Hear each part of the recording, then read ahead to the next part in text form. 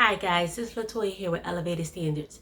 Listen, today I want to talk to the entrepreneur who just feels like giving up. I work with a lot of people who are renewing their licensing. And I run into people who have a license and have done nothing with it because they don't know the strategy that they need in order to get the clients, right? So what they do is they go out, they get the license, they get everything that they need in order, and then ask the question, now how do I get clients, right? And it's really frustrating for them to, go through this process. And typically they're 2 or 3 years into the process of not having clients at all. And they want to know, now what do I do? Recently, I sent out, some questions on social media and asked the question on, did people actually create a business plan? And it was almost like 50-50. A lot said yes, but a lot said no. And the ones who were saying no were the ones who were asking the question on, how do I get clients after I already registered my business? I've already gone through the process to get my business license and the industry license that I need. I've already gone through all this here. Now I don't know how to get the client. So, people feel ashamed by that. It's like, I've been in business for how long and I didn't get this, and I still don't have clients. Why? Right? And they don't have anything to refer back to because they didn't do the business plan. But there's a remedy for this. We can always go back and say, okay, you didn't initially do a business plan, but do you have an idea of your marketing? What have you tried?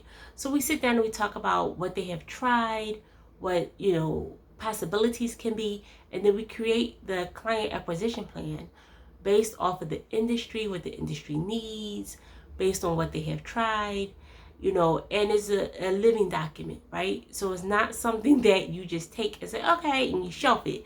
It's something that you take and you review it and you implement it. And then we have services where they can come back and say, hey, Latoya, this worked, but that didn't work. Let's try this, let's try that. And then we'll throw out some other ideas on what's this, what's that. Let's try these things. So that's the strategy part of it. But the compliance part of it is some people are coming to me and saying, hey, Latoya, we have this license. I don't even know if I want to renew it again because I haven't had the clients, or because I can't get into this program or that program that provides the funding. It's extremely frustrating for them to say, hey, I did not succeed in the thing that I put out there to succeed. But I want to talk to you today because I want to tell you sometimes you're not going to succeed on the first time. Sometimes the failure is part of the success. Sometimes your story is not going to look like everyone else's story. Sometimes you have to go through that process in order to get the reward. So don't give up. I've always talked to you guys about don't give up on things, but I also want you to know it's okay to fail.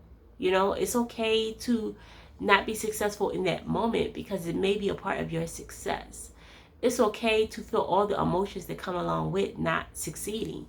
It's okay to feel the shame. It's okay to feel the fear. It's okay to feel the disappointment. But don't live in that. Don't stay there. Because when you stay there, the likelihood is that you're not going to come out of it successful. What you need is to renew your mindset. And when you renew your mindset, then you can move forward, learn from what has happened, and then move forward into what is meant to be. Guys, that's all I have for you today. I hope that you have a great and amazing rest of your day. Bye now.